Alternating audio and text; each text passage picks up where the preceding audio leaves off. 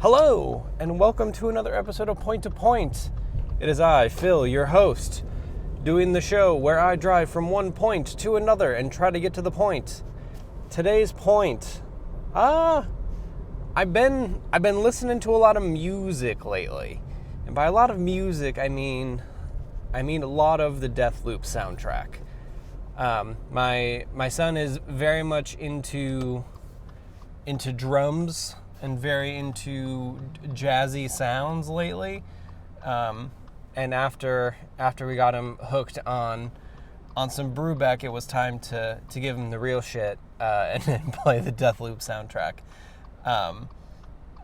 I also have like immersive sims on the brain a lot. If you tune into the Spotlight Games podcast, we'll do it live.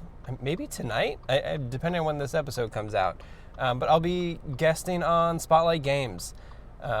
So check out the description. You can go tune into that. I think it's 8 p.m. Eastern time on Tuesday, the 12th. I think, who knows? The episode has not come out yet. We haven't done it yet, obviously. So I don't know if this is going to happen, but there is perhaps a protracted chat about immersive sims that is going to happen. Something that I've been tossing back and forth with Patrick, the host there, for a little bit. And Deathloop obviously is one of those games, so it's on the mind. And I've started thinking more about like what, as I build out this taste in kind of putting to paper what I feel like are some of my favorite and best things out there. Something that I feel like seems to be a gamer habit of ranking and stacking stuff up to one another. It's just something I've never really done a ton in my life in general. I just, I typically like things or I don't like things, and there's no like S rank to the things that I like, if you will. So it's been kind of this interesting thing of, as I get more into these spaces and, I do Game of the Year lists, and now I need to like think about that, which more on that as a second point here in a second. But so I've been thinking more about it in like the music sense right now, as I've put on the board that I think that Prey 2017 is my favorite game of all time.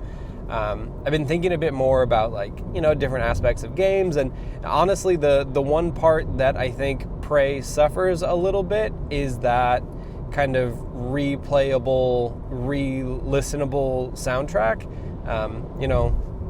Sorry to Mick Gordon, I guess, but this ain't it for his stuff.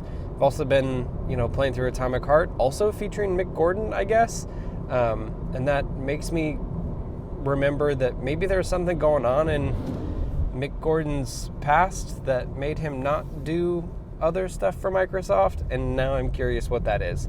But the fucking Deathloop soundtrack is an absolute banger of like just awesome kind of like West Coast jazzy jazz.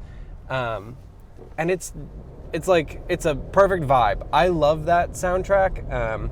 It's kind of one of the perfect ones where instead of being 33 2-minute clips of music, it's very much like the No Man's Sky soundtrack, where it's here's 10 tracks and all of them are 15 minutes long.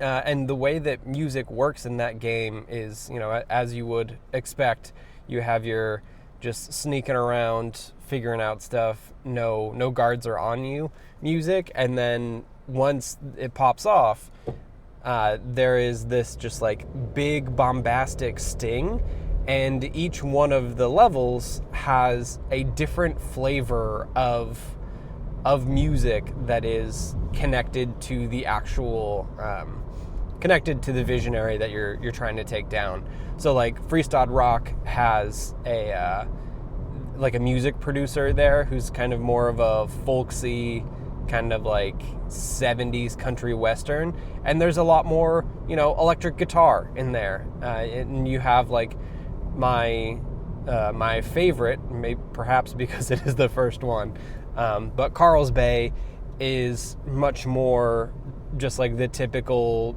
jazzy, like big bombastic and brass. But like it feels perfect. Like every time it pops off and every time it kind of fades out, it hits. It's incredibly well done. And like honestly, the soundtrack is just really good in general. Like the music is very listenable and it has like good builds to it. I think that it's like probably up there as probably my favorite soundtrack, maybe. I mean, it's tough. Like soundtrack is weirdly harder for me to nail down than game of all time, because Doom 2016 is right there. Like it's right there. In No Man's Sky, also really high up there on the list of top 10 Phil's favorite soundtracks. But I've been thinking about a bit more about it and a bit more about ranking, which kind of gets me to my second topic of the day, my second point. And I think this is a me thing because I've been hearing a lot of chatter about Donkey Kong Bonanza. I've been hearing a lot of chatter about Expedition 33, a game that I am, I think, like a good chunk into Act 2 of. And I've just had this overriding feeling that looking back at my played list and the GOTY list I've been putting together, and while yes, this was the year that Citizen Sleeper 2 came out, I like really don't feel like I don't have a number one game of the year right now, which is kind of weird. Like I have Citizen Sleeper 2 is on that list. I have Avowed on that list. What else? Expedition 33, obviously. Night Rain came out this year. But there's just Blueprints. But like each one of these games is something that is like, yeah, I could see that being top 10, even top 5 contender. But there's nothing like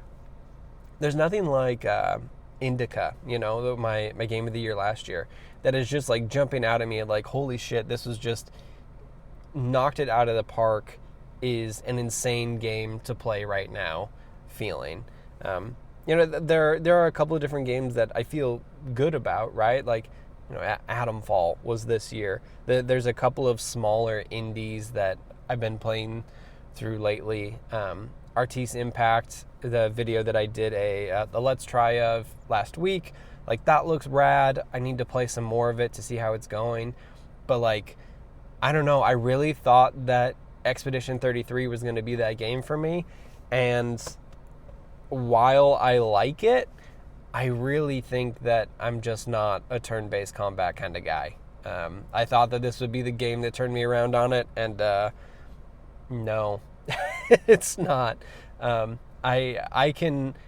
Expedition 33 is a game where I want to know more about the story and what's going on there, and I respect the gameplay, but it's just not for me, I don't think. There's like enough weirdness in there that I don't know. I think I will have like more complete thoughts on Expedition 33 as the year progresses, as I kind of like slowly work my way through it. But I'm still very much in the biding my time for there to be an open season in the year, so I can play some of these other games that I've either been hoarding or I'm really looking forward to. Like the one that I put up a video of last week also is Ambrosia Sky, which just looks kind of rad. It plays really fun. It's like a cleanup game where you're, dealing with exofungus in colonies around Saturn. And then there's just this really affecting moment of, having to deal with death and like, you are a person coming back to a colony you left 15 years ago and, the baggage, right? But it's a really cool one of those, but it's doing something really interesting, and like it has that sci-fi concept that, I just absolutely love.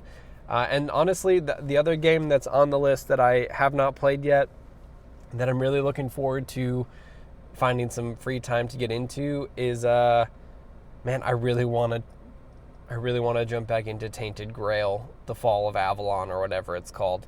I love me some King Arthur. and this is just Oblivion but King Arthur, and that's kind of all I need in my life. So I'm excited to get into that again. I played the first hour of the demo or something, I guess probably a month or so back now, and it was pretty kick-ass. It was exactly what I wanted, but I need to get back into that. But yeah, there's just not anything that's jumping out at me right now as, if I had to nail down this list as it is right now. I have a whole lot of stuff that can go between like 4 to 10, but I don't have anything that is feeling top 3 to me. Like nothing that I look at and say, man, like that's an incredible video game. Like there's nothing that says like this is Indica, this is Botany Manor, this is 1000 Times Resist. And I know that those games are out there for people already, and so it feels kind of weird that I'm not having that moment right now. But I guess we're only 8 months into the year, right? We got 4 more to go. A game that slipped onto my list last year is Indiana Jones, which is, may come up again in that Spotlight Games episode about immersive sims. But that was out at the end of November last year. So there's still time. There's still time to build that list. But so far, I'm kind of surprised that I haven't had a standout, like this is the game. Because as time has gone on, I've softened a bit on Citizen Sleeper. I've softened a bit on Expelled. These small, like tight experiences. I'm kind of getting further away from them, and they're not hitting as hard anymore. So yeah, I'm curious how the year will progress. I haven't really paid any attention to what's coming out because at this point I have so much stuff piled up anyways that I just kind of take it as it comes. This has also kind of been the year where I've started getting a bit more like press code for smaller indies. So stuff like Artiste Impact and Camille and Laura are like these small, very tight indie experiences that, who knows if I even would have heard about had I not had, some access to some press account stuff. So that'll be filling up my list. But like I said, none of that stuff so far is jumping up to spot number 1. Like I haven't had to reorder my list yet since kind of January, which feels kind of weird. I put first game I played this year for 2025 was Citizen Sleeper 2, still up in slot number 1, but I don't feel very good about most of those. So yeah, it's kind of interesting. But I guess what I will say, in conclusion, I'm hopeful for the rest of the year. Go listen to the Deathloop soundtrack. Just like really flip it on and just go for a walk or sit in a dark room and just really vibe out to some like truly incredible like period style jazz. Like it's incredible. I love that music so much. I think you will too. Go give it a listen.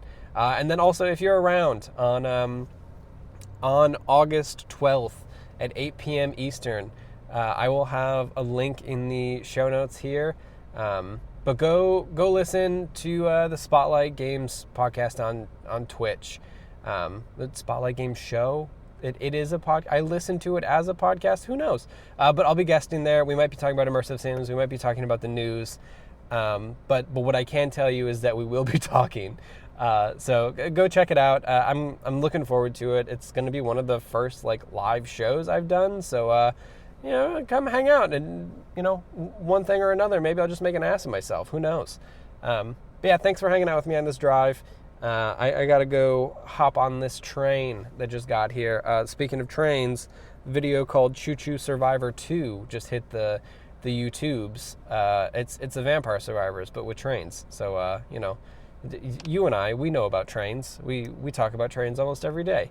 Go check that video out. It is a Vampire Survivors, but with train. And it's pretty fun. So go check it out. But that's it. That's it for me today. I need to go get on this train so I'm not late to work.